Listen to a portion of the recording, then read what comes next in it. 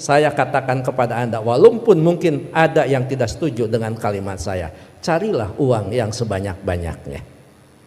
Kenapa? Ini bangunan dibangun dengan uang. SPP bisa murah karena ketua yayasan banyak uang. Dosen yang 10, mahasiswa 1, kenapa bisa hidup? Karena dia punya uang. Ambil, cari uang yang sebanyak-banyaknya. Semuanya terdiam kan? Karena semuanya tidak setuju. Dia akan mengatakan, Anda akan mengatakan kepada saya, Pak Uman boleh uang cari, tetapi kan segalanya bukan uang, bukan segalanya. Saya setuju, uang bukan segalanya, tetapi kenyataan hidup segalanya butuh uang.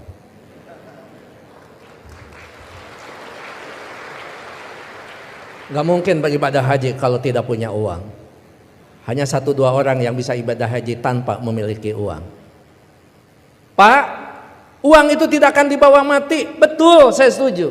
Tapi tidak sedikit orang terasa mati kalau tidak punya uang.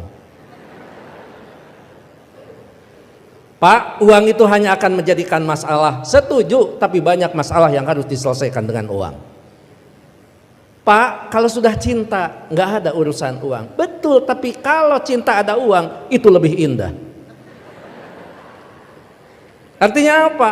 Kita bukan memandang enteng tentang uang, yang terpenting cari uang yang sebanyak-banyaknya dengan cara yang halal, dengan cara kejujuran, dengan tidak menyalahgunakan kewenangan, maka baru di situ dikatakan uang akan tepat berada di orang yang tepat, maka uang itu hakikatnya akan menjadi keberkahan bagi semua umat. Yang terakhir saya ingin sampaikan, tidak ada kesuksesan tanpa kerja keras, tidak ada kesuksesan tanpa perjuangan, dan tidak ada kesuksesan tanpa dorongan doa dari kedua orang tua kita. Apa yang diajarkan orang kaya pada anaknya? Kebanyakan orang tua kita mengatakan, belajarlah yang giat, raih nilai yang baik, nanti kamu akan mendapat pekerjaan berupah tinggi dengan tunjangan dan bonus yang besar. Apakah pernyataan itu tepat? Kenyataannya, banyak waktu yang kita habiskan untuk mempelajari hal-hal yang tidak kita butuhkan di kehidupan nyata. Sebagian besar ilmu yang diajarkan adalah untuk keperluan profesional, membentuk kita menjadi seorang pekerja yang baik. Banyak lembaga pendidikan tidak mengajarkan kita cara mengelola kekayaan yang kita peroleh. Padahal pengetahuan tentang pengelolaan keuangan adalah pengetahuan yang kita gunakan seumur hidup. Kebanyakan dari kita tidak diajarkan untuk bisa melek secara finansial. Robert T. Kiyosaki memiliki 2 ayah, ayah kandung dan ayah angkat. Ayahnya yang pertama mengalami masalah-masalah keuangan di akhir hidupnya. Ayah yang lain merupakan salah satu orang terkaya di Hawaii dan meninggalkan banyak warisan. Kedua ayahnya merupakan orang yang karismatis, berpengaruh dan sama-sama mengetahui akan pentingnya pendidikan. Namun mereka mengajarkan hal yang berbeda. Ayahnya yang miskin mengatakan, cinta akan uang adalah akar dari segala kejahatan.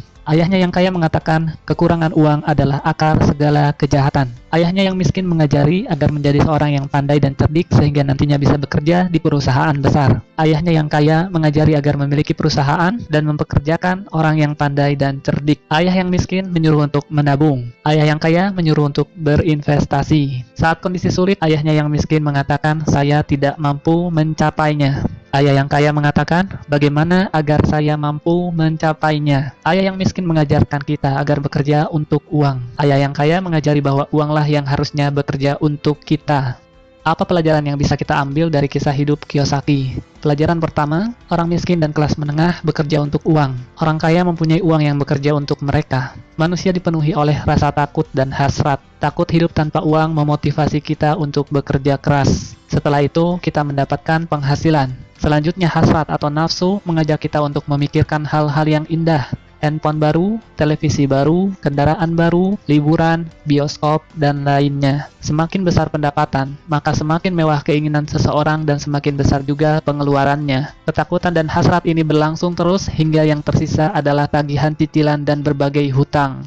Inilah yang disebut dengan rat race. Pelajaran kedua, keluarlah dari rat race dengan membuat diri Anda melek secara finansial. Misalkan Anda memiliki gaji 10 juta per bulan, namun pengeluaran Anda 9 juta per bulan. Maka yang bisa Anda sisihkan sebenarnya hanya 1 juta per bulan. Jika Anda seorang pekerja, maka Anda akan banyak sekali membayar pajak. Sebelum memperoleh gaji, Anda membayar pajak. Saat berbelanja, Anda membayar pajak. Saat menabung, Anda membayar pajak. Bahkan sampai Anda meninggal pun, maka Anda tetap harus membayar hutang pajak Anda. Yang akan menjadi masalah nantinya adalah bukan seberapa banyak uang yang bisa diperoleh, namun seberapa berapa banyak yang bisa disisihkan. Bagaimana agar Anda bisa melek secara finansial? Pertama, Anda harus mengetahui perbedaan antara aset dan liabilitas. Secara sederhana, aset adalah segala sesuatu yang menghasilkan uang ke dompet Anda, seperti saham atau reksadana, apartemen yang disewakan, real estate, kekayaan intelektual seperti buku, metode pendidikan, dan bisnis yang tidak membutuhkan kehadiran Anda secara fisik. Anda bisa menggaji seorang manajer untuk mengurusnya.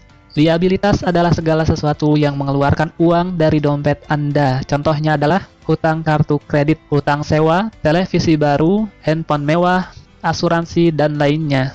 Orang miskin memiliki pengeluaran harian yang tinggi. Kelas menengah membeli liabilitas yang mereka pikir adalah aset, dan orang kaya membangun kumpulan aset yang kuat untuk menghasilkan pendapatan. Kelas menengah mendapati dirinya berada pada pergulatan keuangan yang terus-menerus. Pendapatan utama mereka adalah gaji. Semakin tinggi gajinya, maka semakin keras mereka bekerja dan pajaknya pun semakin tinggi. Pengeluaran juga meningkat seiring peningkatan gaji, sehingga istilah red race menjadi cocok untuk mereka. Bukannya berinvestasi di aset sesungguhnya, kelas menengah malah memperlakukan rumah mereka sebagai aset utama. Orang kaya semakin kaya karena mereka terus mengumpulkan aset dan berinvestasi untuk menghasilkan pemasukan yang akan melebihi pengeluaran mereka sendiri. Lalu kenapa rumah bisa bukan merupakan aset, namun liabilitas? Orang bekerja dalam waktu yang panjang untuk membayar kredit rumah. Orang juga membayar untuk pajak rumah, pengeluaran untuk perawatan rumah, dan biaya lingkungan, telepon, listrik, PAM. Ditambah lagi, nilai bangunan rumah itu sendiri bisa terdepresiasi atau menurun dari waktu ke waktu. Anda akan banyak mengeluarkan uang untuk membayar cicilan dan perawatan rumah. Nasihat ayah kaya, bila Anda ingin membeli rumah, pertama kali Anda mesti mempunyai arus kas dari aset Anda. Aset ini yang akan menghasilkan uang, dan kemudian digunakan untuk membayar rumah yang Anda beli. Konsentrasikan usaha Anda untuk membeli aset-aset yang menghasilkan dan upayakan untuk menjaga liabilitas dan pengeluaran di tingkat yang serendah mungkin. Pelajaran ketiga, mulailah mengelola bisnis Anda sendiri. Anda bisa tetap bekerja di pekerjaan Anda sekarang, tapi mulailah berpikir untuk memiliki bisnis sendiri. Kiyosaki menjual mesin fotokopi dan mendapatkan pemasukan berdasarkan komisi dari perusahaan Xerox. Dengan penghasilannya ini, dia membeli real estate dan dalam waktu 3 tahun, real estate-nya sudah menghasilkan pemasukan yang jauh lebih besar dari gaji yang diterima dari Xerox. Dia tahu bahwa untuk keluar dari red race dengan cepat, dia harus bekerja lebih keras dengan menjual mesin fotokopi lebih banyak lagi dan mulai membangun bisnisnya sendiri. Jangan membelanjakan semua gaji yang Anda dapat. Bangunlah portfolio aset. Saat aset Anda sudah menghasilkan pendapatan yang cukup, maka Anda boleh membelanjakannya. Kiyosaki kemudian keluar dari tempat kerjanya dan membangun bisnisnya sendiri secara penuh waktu. Pelajaran keempat, bayarlah diri Anda terlebih dahulu. Pajak pendapatan telah diterapkan kepada penduduk di Inggris sejak tahun 1874. Di Amerika Serikat sendiri baru diperkenalkan pada tahun 1913. Saat ini pajak yang direncanakan hanya untuk orang-orang kaya, pleset, sehingga kelas menengah dan orang miskin juga ikut terkena pajak. Kenyataannya, orang kaya selalu mempunyai cara untuk melindungi diri dari pajak yang tinggi, yaitu dengan membuat perusahaan. Perusahaan bukanlah selalu berupa fisik gedung dengan nama perusahaan dan logo yang terpampang di luarnya. Perusahaan adalah dokumen yang berada di lemari pengacara atau notaris yang sah secara hukum. Perusahaan menawarkan keuntungan pajak dan perlindungan dari jeratan hukum.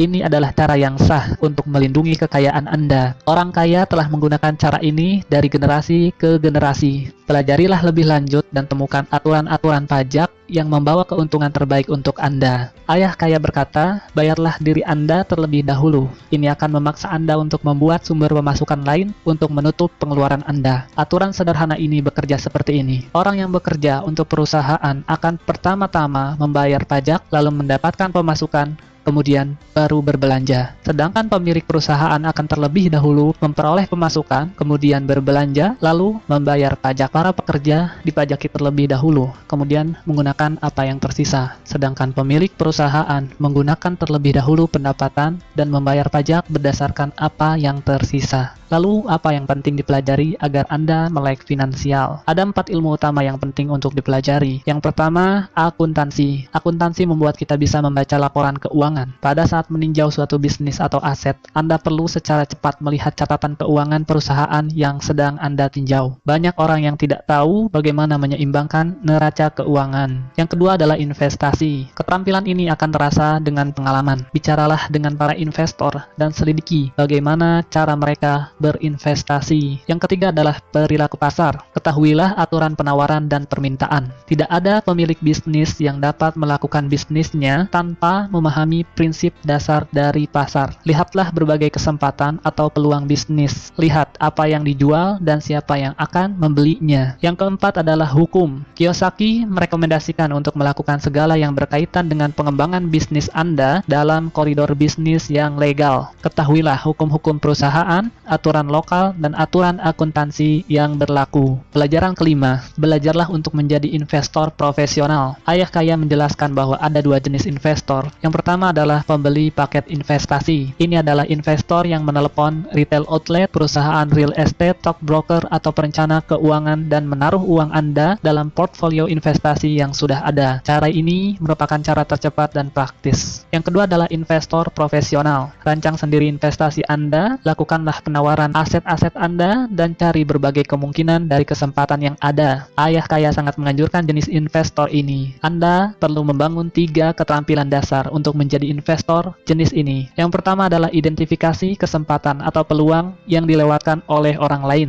Yang kedua, belajar bagaimana mengumpulkan uang atau modal. Yang ketiga, belajarlah mengelola orang-orang pandai di sekitar Anda. Belajar untuk mengidentifikasi hal yang menguntungkan Anda, namun masih tersembunyi dalam negosiasi bisnis. Contohnya, bisnis yang sebenarnya dari McDonald bukanlah hamburger yang dijual, namun real estate yang nyaris gratis di bawah gedung franchise McDonald itu sendiri. Di setiap persimpangan yang ramai dalam kota di seluruh dunia, itulah kekayaan sebenarnya dari para pemilik franchise McDonald. Yang perlu diingat adalah, dalam setiap investasi, selalu akan ada resiko. Anda harus belajar bagaimana caranya mengelola resiko tersebut dan bukan malah menghindarinya. Pelajaran keenam, bekerjalah untuk belajar, bukan untuk uang. Setelah lulus, Kiyosaki memutuskan untuk bergabung dengan Angkatan Udara. Dia belajar terbang dan dia menyukainya. Dia juga belajar memimpin pasukan, yang merupakan bagian terpenting dari pelatihan kepemimpinan. Selanjutnya dia bergabung dengan Xerox, dan dia belajar untuk menghalau ketakutannya akan penolakan. Keharusan mengetuk pintu orang dan menjual mesin fotokopi membuatnya takut. Tak lama berselang, dia sudah menjadi salah satu dari 5 orang salesman terbaik di perusahaan itu. Beberapa tahun kemudian, dia adalah yang nomor 1.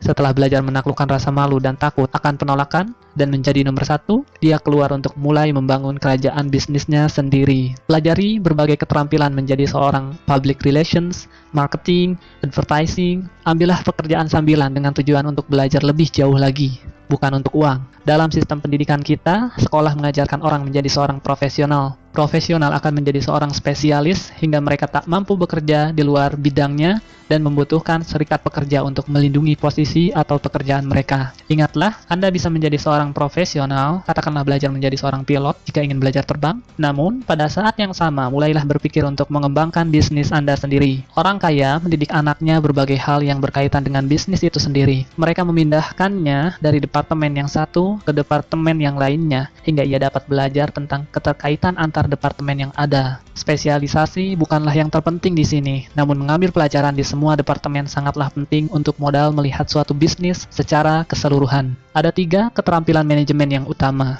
Yang pertama adalah manajemen arus kas, kedua adalah manajemen sistem, ketiga adalah manajemen sumber daya manusia. Jadi, apa saja yang kita pelajari? Yang pertama, orang miskin dan kelas menengah bekerja untuk uang. Orang kaya mempunyai uang yang bekerja untuk mereka. Yang kedua, keluarlah dari rat race dengan membuat diri Anda melek secara finansial. Yang ketiga, mulailah mengelola bisnis Anda sendiri. Yang keempat, bayarlah diri Anda terlebih dahulu. Yang kelima, belajarlah untuk menjadi investor profesional. Yang keenam, bekerjalah untuk belajar, bukan untuk uang. Ingatlah, pekerjaan adalah solusi jangka pendek untuk masalah keuangan jangka panjang Anda. Atasi hambatan Anda dan mulailah bertindak sekarang. Kenapa harus memanjat tangga karir di perusahaan bila Anda bisa memiliki tangganya sekalian?